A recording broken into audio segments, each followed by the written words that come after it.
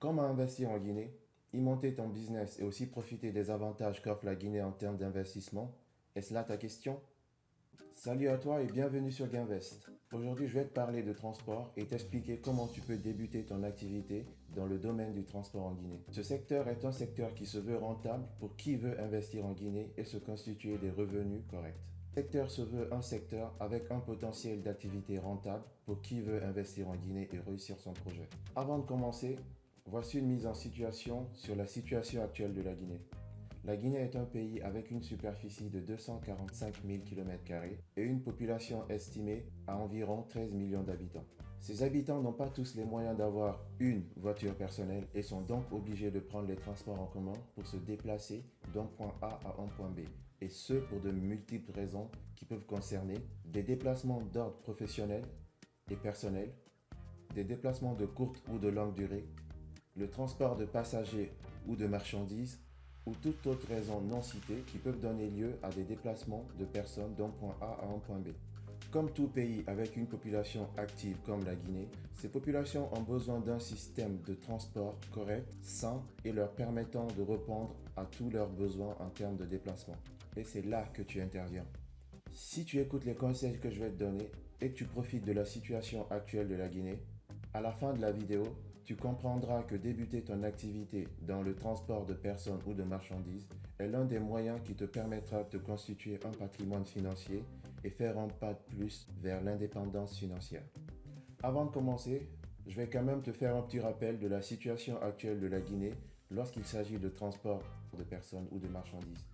Donc, il te faut juste savoir que la Guinée, c'est ça, c'est ça, c'est aussi ça, mais c'est aussi ça. En Guinée, 50% du système routier est dans un état correct. Ces 50% traversent des villes et des destinations stratégiques pour l'économie guinéenne. Car dans ces villes sont opérées des activités qui évoluent dans des secteurs stratégiques comme l'agriculture, l'exploitation minière et l'exploitation énergétique. Les populations donc empruntant les autres 50% du système routier sont donc confrontées à des problématiques comme un mauvais état des routes occasionnant des inconforts durant leur trajet, une difficulté à arriver à destination dans les temps requis, des véhicules vieillissants qui ne facilitent pas le trajet des passagers. Tous ces cas de figure mettent en évidence un besoin pour les populations guinéennes de se déplacer dans des conditions correctes.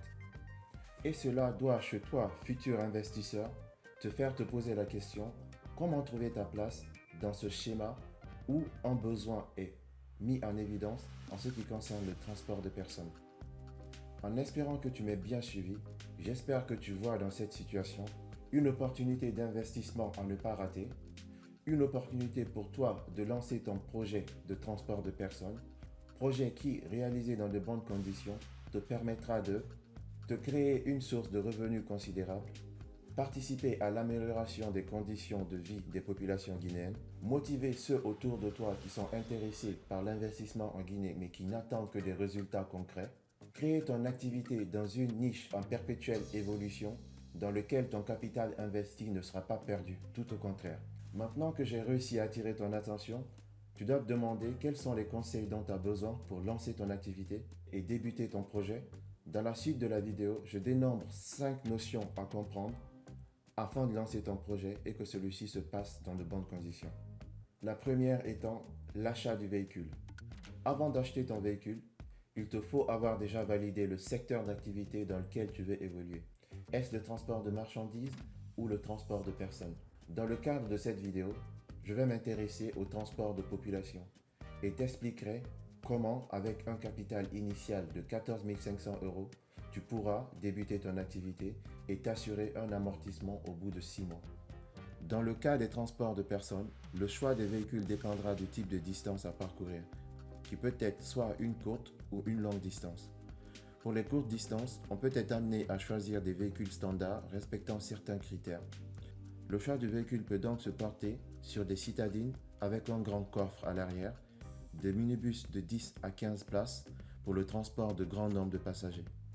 Les prix qui sont mentionnés dans la vidéo sont arrondis au supérieur afin de se créer une marge acceptable et limiter toute surprise. Ils seront en lien avec un achat de minibus 10 places. Le budget accordé à l'achat du véhicule est donc fixé à 8 500 euros. La deuxième étape étant l'expédition et le dédouanement du véhicule. Après l'achat du véhicule, il faut donc procéder à son expédition vers la Guinée. Les frais d'expédition dépendront de la société de transit qui s'occupera de l'expédition du véhicule. Il est donc difficile de savoir à date les prix exacts qui sont actuellement opérés, mais en faisant quelques recherches, on arrive à situer le prix pour l'expédition d'un véhicule de type 10 places. Actuellement, les berlines sont expédiées à 570 euros.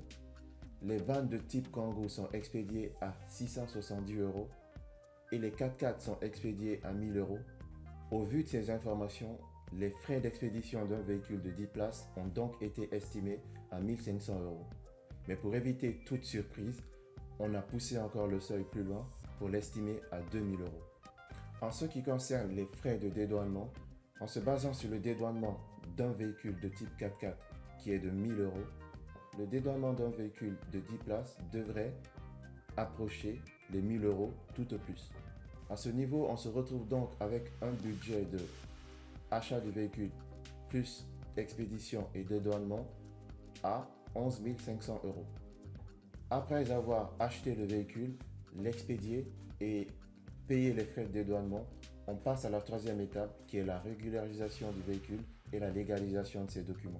Après la récupération du véhicule au port de Kaloum, les étapes suivantes sont donc l'établissement de la plaque d'immatriculation du véhicule, l'établissement d'un document d'assurance du véhicule, une visite chez un mécanicien afin de s'assurer que tout est correct avant que la voiture ne débute son activité. En ce qui concerne l'assurance du véhicule, on l'a estimé à 2 fois l'assurance d'un véhicule classique, qui est de l'ordre de 150 euros. Toutes les dépenses liées à cette étape 3 qui concerne la légalisation des documents du véhicule ont donc été estimées à environ 500 euros, afin de s'assurer que tout ce qui concerne la légalisation des documents du véhicule, toutes les dépenses adjacentes soient comprises dans ces 500 euros. Mais vu que nous sommes en Guinée et afin d'éviter toute autre surprise qui pourrait arriver lors de nos démarches, on a décidé de rajouter en fait ce seuil de 500 euros supplémentaires. Donc l'étape 3 qui concerne la légalisation des documents du véhicule a donc été estimée à 1000 euros afin de s'assurer que tout imprévu soit pris en charge dans ce budget. Donc en sommant l'étape 1, 2 et 3, on se retrouve avec un budget de 12 500 euros. Ces 12 500 euros nous ont donc permis l'achat du véhicule, le transport, l'expédition, le dédouanement, la mise en place des documents du véhicule, l'immatriculation du véhicule, l'assurance du véhicule et un petit tour chez le mécano afin de s'assurer que le véhicule est bien correct. À cette étape, à ce niveau d'avancée dans notre projet, il nous reste un budget de 2000 euros qui sont le résultat de notre capital initial de 14 500 euros dans lequel nous avons retiré les 12 500 euros qui concernent l'étape 1, 2 et 3. Donc ces 2000 euros qui sont estimés à environ 20 millions de francs guinéens nous serviront à démarrer notre activité et de réaliser les points suivants qui sont la rémunération du chauffeur, l'entretien du véhicule, l'achat du carburant du véhicule. Et je rappelle que ces 2000 euros sont largement suffisants pour ces 3 étapes. Nous passons donc à l'étape 4 qui consiste au début de l'activité. À cette étape 4, il te faut avoir déjà décidé les destinations que tu veux servir. Cela dépendra donc de toi et en fonction de l'étude de marché que tu auras réalisée.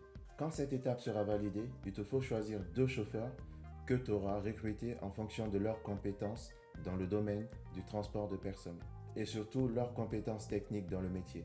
Il te faut trouver un assistant qui assurera la sécurité des passagers dans le véhicule, tout en sachant que cet assistant peut être aussi l'un des 2 chauffeurs que tu auras choisi à l'étape précédente.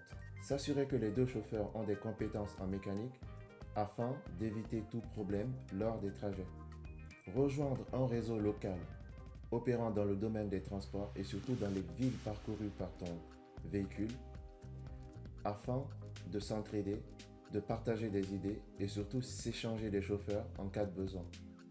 Se trouver un garagiste ou un mécano pour des réparations régulières et surtout afin d'avoir des tarifs concurrentiels lors de l'entretien de ton véhicule. Se préparer un budget carburant équivalent à 3 fois le plein du véhicule. Je rappelle qu'en Guinée, le litre de carburant est actuellement à 10 000 francs guinéens. Pour un véhicule de type 10 places ayant une capacité de réservoir de 100 litres, le plan équivaudra à environ 100 euros.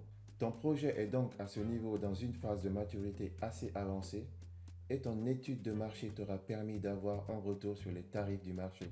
Il faut donc te caler sur ces tarifs du marché afin de facilement débuter ton projet. La rémunération des chauffeurs peut être définie sur une base de trajet effectué ou sur une base mensuelle. Tout dépendra de comment tu veux suivre ton projet. Le cinquième et dernier point est la digitalisation de ton projet. La digitalisation des services prenant une place très importante dans la vie actuelle, je te conseille de l'inclure dans la gestion de ton projet. Et ceci passe par la création d'une page sur un réseau social afin de mettre en avant tes services. Cela te permettra d'ouvrir une page sur un réseau social afin de partager tes trajets.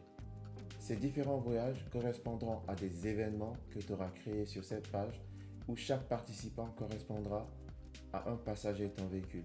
En plus, la création d'un réseau social permet à tes futurs passagers d'avoir un suivi sur les réservations en cours et sur la disponibilité des places pour 11 voyages considérés.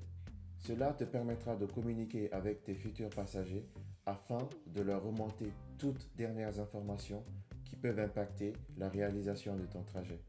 Cela te permettra de créer une certaine fidélité avec tes passagers qui reviendront toujours vers toi en cas de besoin pour leur voyage. La rentabilité. En ce qui concerne la rentabilité, celle-ci est vite atteinte pour des trajets de longue distance. Et surtout s'il y a des arrêts intermédiaires entre la destination initiale et la destination finale. Cela permet donc de reprendre de nouveaux passagers, ce qui peut participer à l'augmentation des revenus. Comme dit précédemment, j'ai grossi certains chiffres afin de s'assurer une marge dans les différents calculs qu'on aura à effectuer. Il se peut donc que ton budget soit revu à la baisse si tu arrives à négocier certains points qui sont l'achat du véhicule ou la rémunération des chauffeurs. Voici donc une simulation qui concerne la rentabilité que tu peux avoir si jamais tu mets en place un déplacement entre Conakry et Zéro-Corée, soit une distance de 870 km.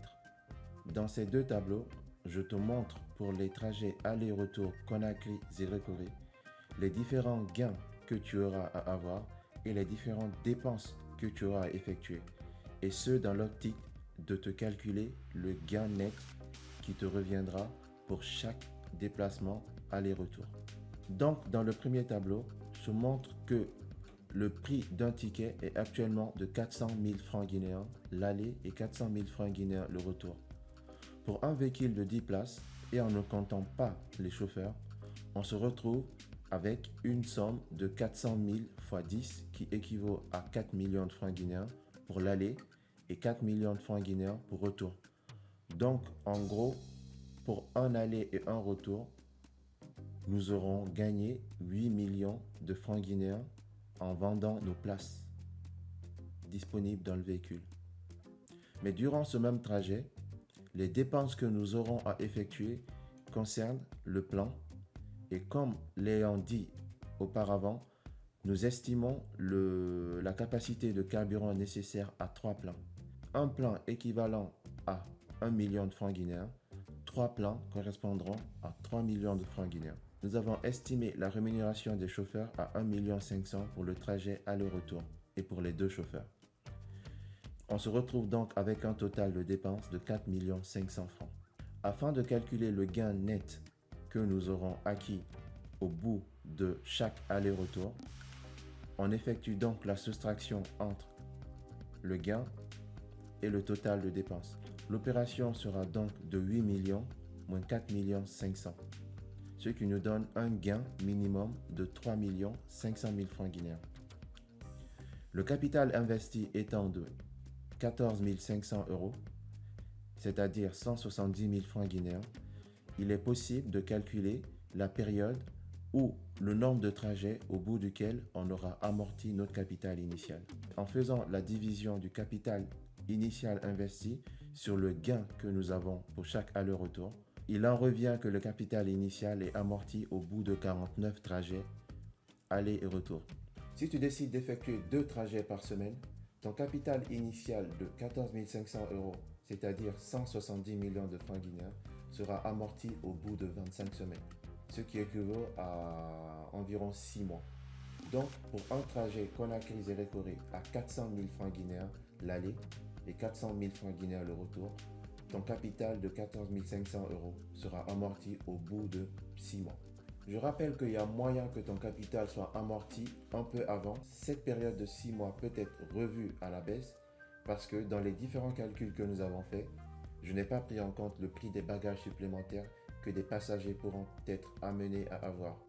Pour conclure, avec un capital initial de 14 500 euros, c'est-à-dire 170 millions de francs guinéens, et en suivant les différentes règles que je t'ai explicitées avant, tu pourras amortir ce capital au bout du 49e trajet aller-retour. Et si tu décides de faire 2 trajets aller-retour par semaine, ce capital sera amorti au bout de 6 mois. Et après ces 6 mois, tout ce que tu gagneras te permettra de faire un pas supplémentaire vers l'indépendance financière, car tu as pris le risque d'investir dans un domaine dans lequel tu auras eu toutes les informations nécessaires avant de te lancer et dans lequel tu auras anticipé toutes les dépenses que tu auras eu à effectuer, ce qui t'a facilité de mettre en place ta feuille de route et d'anticiper toutes les possibles surprises qui pourront arriver. Et ton investissement t'aura permis de te constituer des revenus solides et réguliers et aussi de faciliter la vie des populations guinéennes. Si tu es ambitieux, les revenus que tu auras accumulés pourront te pousser à réinvestir cette somme dans l'achat d'un deuxième véhicule et en respectant les différentes étapes que je t'ai expliquées, te reconstituer un nouveau capital et étendre ton activité. J'espère que tu as aimé la vidéo et que ça t'aura permis d'avoir plus clair dans le monde de l'investissement dans les transports en Guinée. N'hésite pas à aimer la vidéo et pourquoi pas t'abonner afin d'être le premier à avoir toujours des nouvelles idées sur comment investir en Guinée. Et à bientôt sur Gainvest.